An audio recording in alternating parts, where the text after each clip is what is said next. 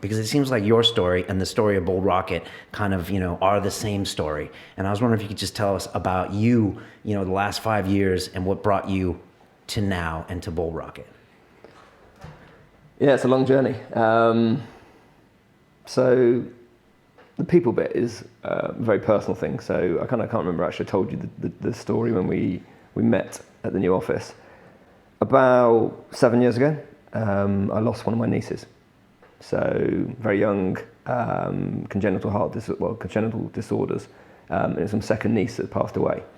And being an uncle who's kind of stupid, and you make kind of stupid uncle comments, when she was, in her final couple of days, I said to her I'd do something that would change the world for her. And that was kind of my commitment. And I kind of ignored that as a couple of months went past and a couple of years went past. And then I kind of reflected on a comment that some of my mates made in a pub. And I only see my mates, I don't know, once a year, probably Christmas Eve in the pub. They all trundle in with wives, if they have to, and kids, if they have to. And we sit and catch up about the year. And most of them say, you seem to have done pretty well. Life seems good, but you work in kind of financial services and you've done fuck all for me. And it's kind of like, it's a bit of a joke, a bit of a laugh. And about 3 years ago, it kind of started to bug me, really bug me, of actually I have done nothing. And I looked at Capco's slogan and the big boss Ross, it says forming the future of finance. And I look at myself and I think, what is success? Is success the car you drive, the watch you wear, the house you live in, etc.? Or is it the impact you make on people around you? And I kind of just changed everything that I thought about, which was it wasn't about the algorithmic trading platforms, it wasn't about all the things you can do for the big investment banks. It was actually applying some of the technology, some of the logic, some of the thinking to how you democratize that to everyone else. So that my mates who are the butchers, the bakers and the candlestick makers, when I go home go, you did something that really changed my life. And that started Bold Rocket, just as a concept, which is how do we design something that allows the people to take over? And the revolution that I talk about from the people revolution is corporates for decades, generations have exploited. And what I mean by exploited, they've created products and services to make a profit.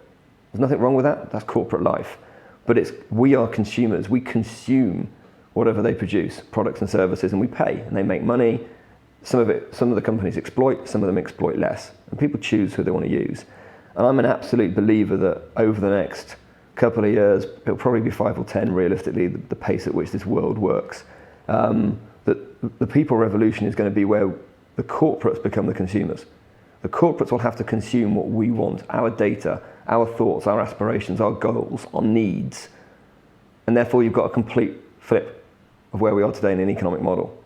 And actually, how can I facilitate the people revolution where people actually start to say, I don't want that product, I want this product and I want this service, and if you can't provide it, someone else will give it me.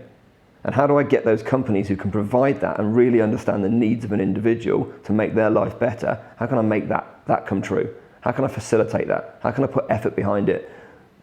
Join together companies that are doing it, big or small, it doesn't matter. It's not about just startups, it's about open-mindedness.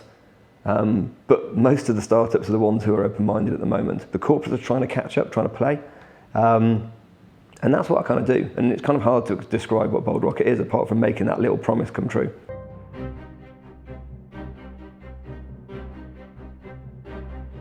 How can anybody sign up, publish an event, and start selling tickets in a matter of minutes?